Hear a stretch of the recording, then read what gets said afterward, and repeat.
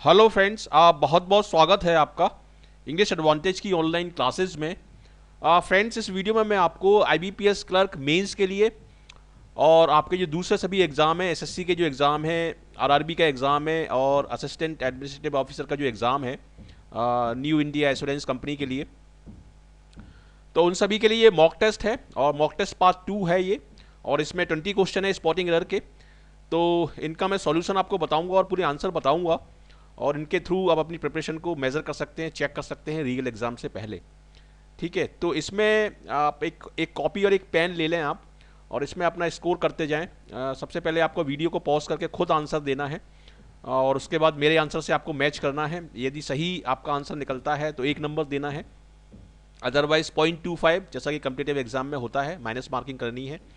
और जो भी आपका फाइनल स्कोर बनता है वो आपको मेरे को कमेंट बॉक्स में लिख के भेजना है।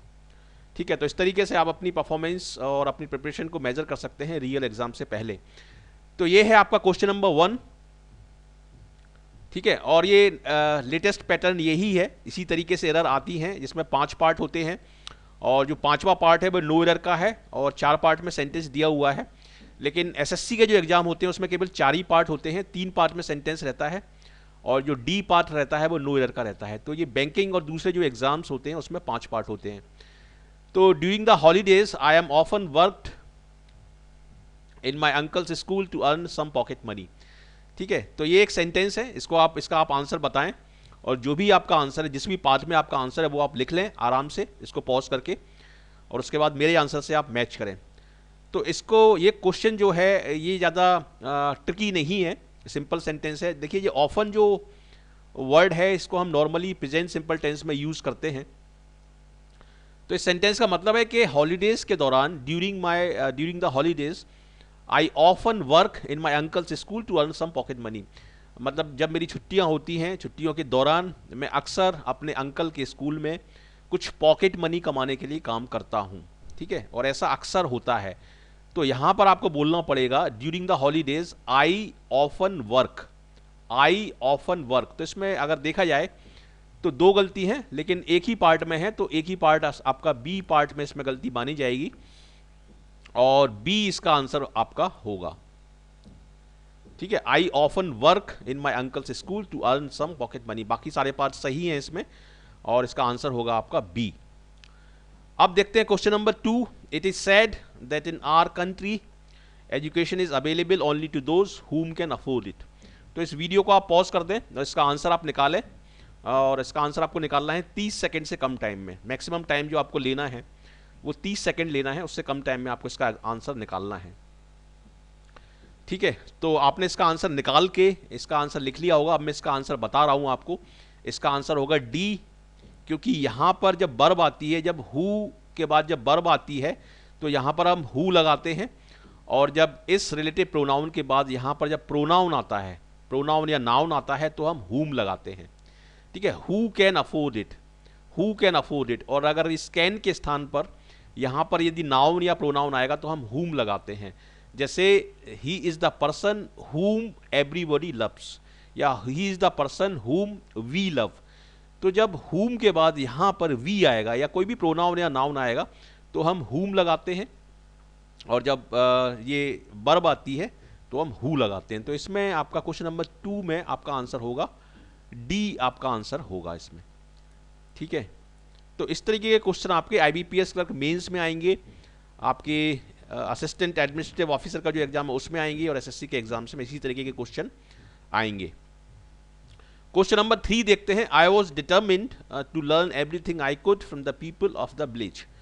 तो इसका आप आंसर निकालें। ठीक है, तो इसमें तो बहुत सिंपल है ये क्वेश्चन, और ये बैंकिंग का ही क्वेश्चन है, और सारे रियल क्वेश्चन ही मैं आपके सामने इसमें सॉल्यूशन बता रहा हूँ। इसमें सी आंसर होगा। ये डबल ऑफ इसमें नहीं आएगा, सिंपल ऑफ आएगा, जिसमें सिंगल ऑफ होता है। ऑफ द विलेज मतलब गांव के लोगों के बारे में है जी। I was determine to learn everything I could from the people of the village, मतलब मैं डिटर्मिन था गांव के लोगों से बहुत कुछ सीखने के लिए। तो इसलिए यहाँ पर ऑफ का कोई काम नहीं है। ये डबल ऑफ जो है ये अलग सेंस में यूज होता है, ये दूर जाने के सेंस में यूज होता है। तो यहाँ पर आप केवल ऑफ लगाएंगे, और इसका जो आंसर होगा वो होगा सी।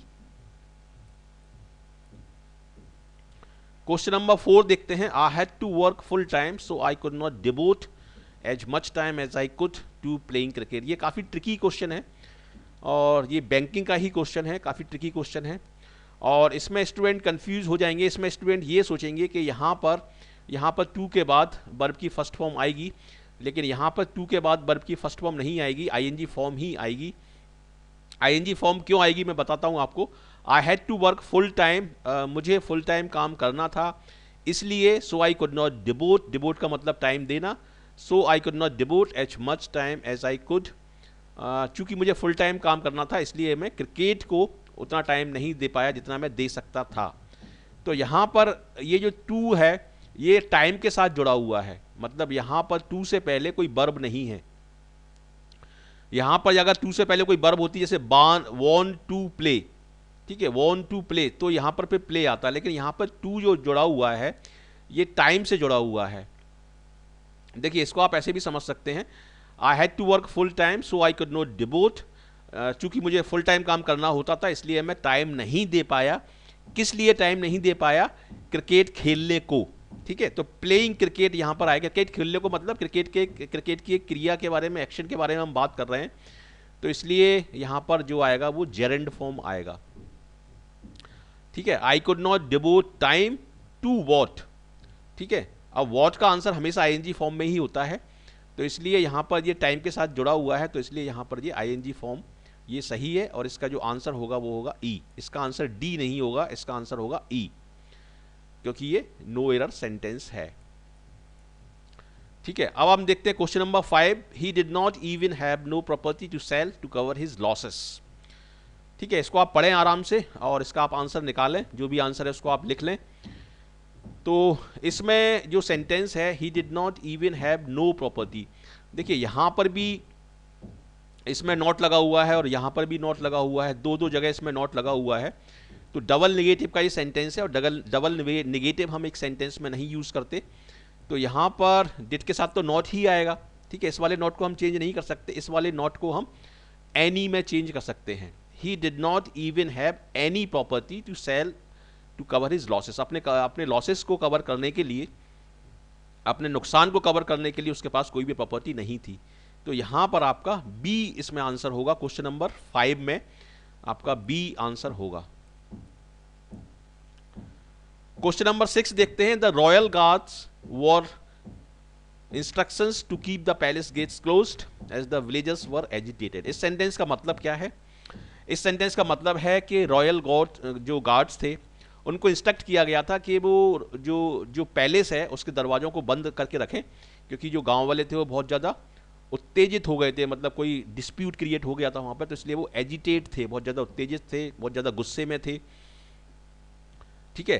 तो रॉयल गार्ड्स वर इंस्ट्रक्टेड, मतलब रॉयल गार्ड को इस तरीके का इंस्ट्रक्शन दिया गया था किसी व्यक्ति के द्वारा। तो यहाँ पर वर लगा है और वर्ब के बाद यहाँ पर लगेगा V3, वर्ब की थर्ड फॉर्म, तभी तो ये पैसिव वॉइस बनेगा, क्योंकि रॉयल गार्ड्स को इंस्ट्रक्शंस दिए गए थे, ठीक है, उनके मालिक के द्वारा। तो जब किसी भी सेंटेंस में एजेंट का यूज होता है, यहाँ पर देखिए रॉयल गार्ड्स कोई एक्शन नहीं कर रहे हैं, रॉयल गार्ड्स के ऊपर एक एक्शन हो रहा है, मतलब उनको इंस्ट्रक्ट किया गया है। रॉयल गार्ड्स ने किसी को इंस्ट्रक्ट नहीं किया, बल्कि किसी ने रॉयल गार्ड को इंस्ट्रक्ट किया, मतलब इनके ऊपर कोई एक्शन हुआ। तो ये सेंटेंस पूरा होगा पैसिव वॉइस का, और यहाँ पर वर्ब के साथ यहाँ पर आप लगाएंगे थर्ड फॉर्म। तो यहाँ पर इंस्ट्रक्टेड जो आप देख रहे हैं, ये इंस्ट्रक्शंस जो आप देख रहे हैं, इसके साथ आप लगाएंगे यहाँ पर V3 फॉर्म आप यूज करेंगे, वर्ब की थर्ड फॉर्म, और वर्ब की थर्ड फॉर्म होगी आपकी इंस्ट्रक्टेड, ठीक है। तो ए इसमें आपका आंसर होगा, क्वेश्चन नंबर 6 में आपका आंसर होगा ए। तो इस तरीके की कॉमन मिस्टेक्स हैं, जो स्पॉटिंग एरर मिस्टेक्स हैं, ये एग्जाम में काफ़ी ज़्यादा आ रही हैं, 10-10 मिस्टेक्स आ रही हैं इस तरह की। तो इसको आप पूरे वीडियो को एंड तक देखिए ध्यान से, इसमें सारे रियल क्वेश्चंस मैंने इंक्लूड किए हैं और बहुत ही यूजफुल रहेगा ये आपके लिए। क्वेश्चन नंबर 7 देखते हैं। In spite of the heavy rain Raj decided to go for the meeting.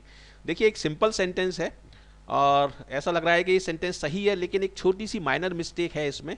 यहाँ पर गो फॉर द मीटिंग की जगह यहाँ पर आप लगा सकते हैं गो टू द मीटिंग, क्योंकि मीटिंग यहाँ पर एक प्लेस की बात हो रही है, मीटिंग प्लेस की बात हो रही है, और जब हम गो के साथ फॉर लगाते हैं तो हम किसी जब टारगेट के लिए यूज़ करते हैं, जैसे हम बोलते हैं गो फॉर इट, ठीक है, किसी एम को अचीव करने की जब हम बात करते हैं तो गो के साथ फॉर लगाते हैं।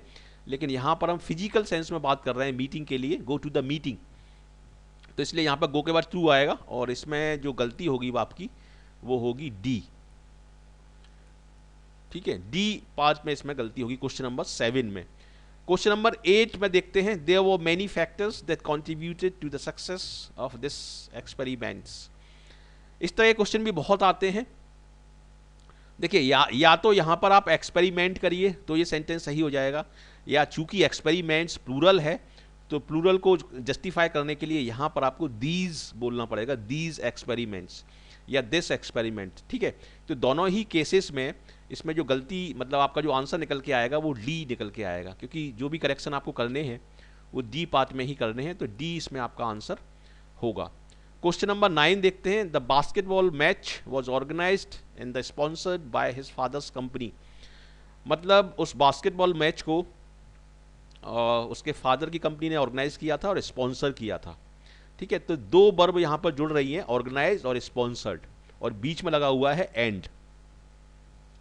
ठीक है, तो दो वर्ब के बीच में एंड तो हम लगा सकते हैं, लेकिन दो वर्ब के बीच में ये दा नहीं लगा सकते, दा का यहाँ पर कोई काम नहीं है, तो इसलिए दा यहाँ पर एक्स्ट्रा है और इसमें बी आपका आंसर होगा।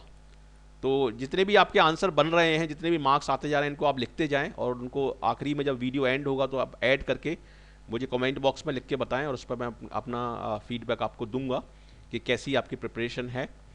और देखिए ये सेंटेंस है, they fail to adhere for the term of the agreement on which they had agreed upon.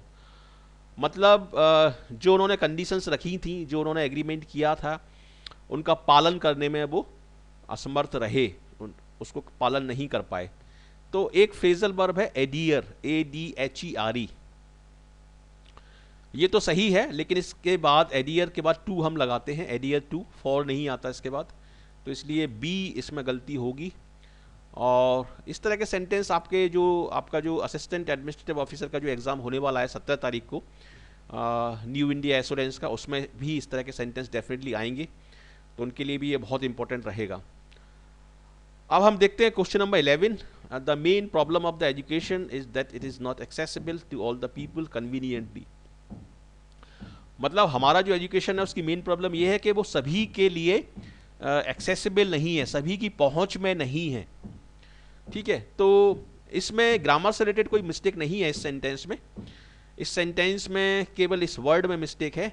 यहाँ हम बोलेंगे ACCESS, एक्सेस या एक्सेसिबल, ये वाला एक्सेस नहीं आएगा इसमें, ये एक्सेसिबल वर्ड गलत है। ठीक है, तो इसमें वर्ड रिलेटेड मिस्टेक है, और ये सेंटेंस मैंने इसलिए इंक्लूड किया है क्योंकि IBPS एग्जाम में इस तरह के सेंटेंस भी आते हैं जिसमें इनएप्रोप्रिएट वर्ड या स्पेलिंग से रिलेटेड मिस्टेक्स पूछी जाती हैं। तो इसमें इनएप्रोप्रिएट वर्ड से रिलेटेड मिस्टेक है, और इसमें जो आंसर होगा वो आपका वो होगा बी। क्वेश्चन नंबर 12 देखते हैं, last year one of my school mates was married with a businessman in Australia. ठीक है, ये भी सेंटेंस काफ़ी कॉमन है इस तरह के सेंटेंस। देखिए मैरिड के बाद हम पैसिव वॉइस में टू का प्रयोग करते हैं,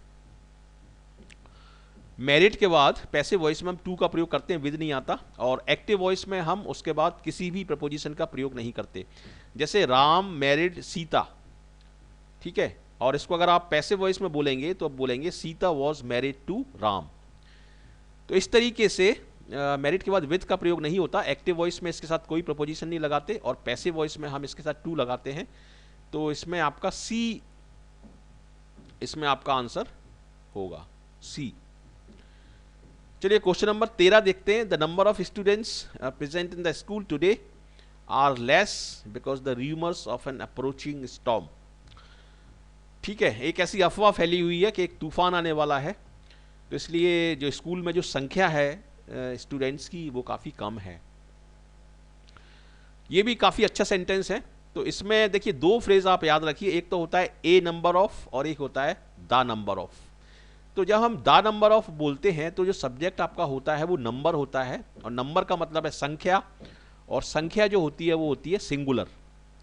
तो इसलिए यहाँ पर ये जो आर लगा हुआ है इसके स्थान पर आप लगाएंगे इज, और इसमें आपका आंसर होगा सी। ठीक है, और अगर यहाँ पर ए नंबर ऑफ होता तो ये आर यहाँ पर सही होता। तो इस वाले फैक्ट्स को आप आराम से, इस वाली जो कॉन्सेप्ट है ग्रामर की, इसको आप ध्यान से समझिए। ये अच्छा सेंटेंस है, इस तरह के सेंटेंस बहुत आते हैं, द नंबर ऑफ और ए नंबर ऑफ। तो इसमें जो आपका आंसर होगा वो होगा सी। क्वेश्चन नंबर 14 देखते हैं। When the fire alarm went of, went of का मतलब होता है वो चलने लगा या बज गया, उसको हम बोलते हैं गो ऑफ। तो सेकेंड फॉर्म आई है went of. The residents of building immediately vacated it. तो इसमें हम एक पर्टिकुलर रेजिडेंस की बात कर रहे हैं। ठीक है, एक पर्टिकुलर बिल्डिंग है उसके रेजिडेंस की बात कर रहे हैं, तभी तो यहाँ पे दा लगा हुआ है। तो इसलिए चूंकि ये बिल्डिंग पर्टिकुलर है, तो इसलिए इस बिल्डिंग से पहले यहाँ पर हम दा लगा सकते हैं इसमें, या लगाना चाहिए। ठीक है, तो सी इसमें आंसर होगा, इस वाले क्वेश्चन में सी इसमें आंसर होगा। बाकी सारी चीज़ें इसमें सही हैं। वैकेट का मतलब होता है खाली करना, तो सेकेंड फॉर्म यूज हुई है इसमें, वैकेटेड। नेक्स्ट देखते हैं। Considering the amount of stress she is under, it is not surprising that she keep getting migraines. मतलब जिस तरह के दबाव में वो आजकल है, ये सरप्राइजिंग नहीं है कि उसको माइग्रेन्स के दर्द आते रहते हैं। माइग्रेन्स प्लूरल में यूज हुआ है क्योंकि काफ़ी बार वो अटैक उनको आता रहता है। तो इसलिए यहाँ पर बाकी सारे सेंटेंस तो सही हैं, इसको आप पढ़ें। Considering the amount of stress, मतलब स्ट्रेस के अमाउंट को देखते हुए, she is under, it is not surprising, ये चीज़ सरप्राइजिंग नहीं है कि उनको माइग्रेन आते रहते हैं। तो यहाँ पर बाकी सारी चीज़ें तो सही हैं, यहाँ पर सी के साथ आप लगाएंगे यहाँ पर कीप्स। ठीक है, तो ये वर्ड इसमें गलत है। शी चूंकि सिंगुलर है तो इसलिए यहाँ पर आप कीप्स का प्रयोग करेंगे, और इसमें आपका जो आंसर होगा वो होगा डी। ठीक है, डी इसमें आपका आंसर होगा। क्वेश्चन नंबर 16 देखते हैं। Fertilisation of these eggs take place before they are deposited in the cells. ठीक है, तो इस सेंटेंस में सब्जेक्ट क्या है आपका? सब्जेक्ट एग्स नहीं है, सब्जेक्ट है आपका फर्टिलाइजेशन ऑफ दीज एग्स, और फर्टिलाइजेशन जो है वो है सिंगुलर, तो इसलिए इसके साथ सिंगुलर वर्ब आएगी। यहाँ पर आप बोलेंगे बी में आप बोलेंगे टेक्स प्लेस। ठीक है, और बी इसका आंसर आपका होगा 16 का। 17 देखते हैं। As it got foggier it become almost impossible to steer the boat along the narrow canal. तो यहाँ पर आपका ये सेंटेंस पास्ट टेंस में है। एज इट गॉट फॉगियर, जैसे जैसे वो फॉग ज़्यादा होता गया, उस बोट को चलाना, उसको स्टीयर करना ज़्यादा कठिन होता गया। तो यहाँ पर तो सिंपल मिस्टेक है, यहाँ बी में आप बिकम की जगह बिकेम बोलेंगे क्योंकि ये पास्ट टेंस में है, और बी इसमें आपका आंसर होगा। 18 देखते हैं। She still hasn't sold his house since the buyers go back on their words and pulled out of the deal. ठीक है, तो यहाँ पर देखिए दो वर्ब जुड़ी हुई हैं इसमें। ये एंड के बाद क्या दिया हुआ है? पुल्ड आउट दिया हुआ है। तो एंड के बाद जब पुल्ड आउट सेकंड फॉर्म में है तो एंड से पहले वाली जो वर्ब होगी वो भी तो सेकंड फॉर्म में आएगी। ठीक है, तो यहाँ पर आप गो के स्थान पर यहाँ पर आप लगाएंगे वेंट। ठीक है, तो इसमें आपका जो आंसर होगा वो होगा सी, क्वेश्चन नंबर 18 में। क्वेश्चन नंबर 19 देखते हैं। When I saw the dress, I knew it was exactly what I had looked for. जब मैंने उस ड्रेस को देखा तो मैं जान गया कि यही वो ड्रेस थी जिसको मैं ढूंढ रहा था, जिसको मैं ढूंढ चुका था। ऐसे नहीं बोलेंगे हम बोलेंगे जिसको मैं ढूंढ रहा था। तो exactly what I was looking for। ठीक है, I had looked for का कोई सेंस नहीं बनेगा यहाँ पर। तो ये वाला जो पार्ट है डी, ये इसमें गलत है, और डी इसमें आंसर होगा क्वेश्चन नंबर 19 का।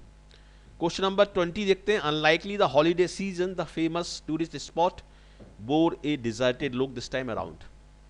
हॉलीडे सीजन में जिस तरह का टूरिस्ट स्पॉट में वहाँ पर उसका जो लुक रहता था वैसा इस बार उसमें लुक नहीं था। ठीक है, तो दो वर्ड होते हैं। लाइक का मतलब हम समानता को दर्शाते हैं लाइक से, और अनलाइक से मतलब असमानता को दर्शाते हैं। ठीक है, तो यहाँ पर अनलाइकली के स्थान पर हम बोलेंगे अनलाइक। अगर मैं बोलूँ लाइक द हॉलीडे सीजन, मतलब हॉलीडे सीजन जैसा। ठीक है, और अनलाइक द हॉलीडे सीजन बोलूँ तो उसका मतलब होगा हॉलीडे सीजन जैसा नहीं। तो दो वर्ड होते हैं, अनलाइक और लाइक, तो इसलिए यहाँ पर ए इसमें आपका आंसर होगा। और आपने अपना आंसर निकाल लिया होगा। अब अपने सारे मार्क्स आप जोड़ लें, 20 में से कितने क्वेश्चन आपके सही हुए हैं, और जो भी आपका स्कोर बना है उसको मुझे कमेंट बॉक्स में लिख के भेजें। तो इससे आपका कॉन्फिडेंस भी आपका बढ़ेगा और आपकी प्रिपरेशन आपको पता पड़ जाएगी कि किस लेवल की आपकी प्रिपरेशन है। तो प्लीज़ ज़रूर अपना कमेंट मुझे लिख के भेजें। ये है मेरी कुछ लिंक्स, जो इंग्लिश एडवांटेज चैनल है, मेन पेज पर ये सारी लिंक्स आपको मिल जाएंगी फेसबुक की, और फेसबुक पर एक ग्रुप है इंग्लिश एडवांटेज ग्रुप, उसको भी आप प्लीज़ ज्वाइन करिए। और एक इंग्लिश एडवांटेज एजुकेशन का पेज है, उसको भी आप लाइक करें तो उसको सारे नोटिफिकेशंस आपको मिलते रहेंगे। और यूट्यूब का मेरा ये वीडियो है, यूट्यूब चैनल की ये लिंक है, इसको भी आप अपने फ्रेंड के साथ शेयर कर सकते हैं। ये ट्विटर पे भी आप मुझे फॉलो कर सकते हैं, ये लिंक्डइन का है। और ये है मेरा व्हाट्सएप नंबर 9893719933।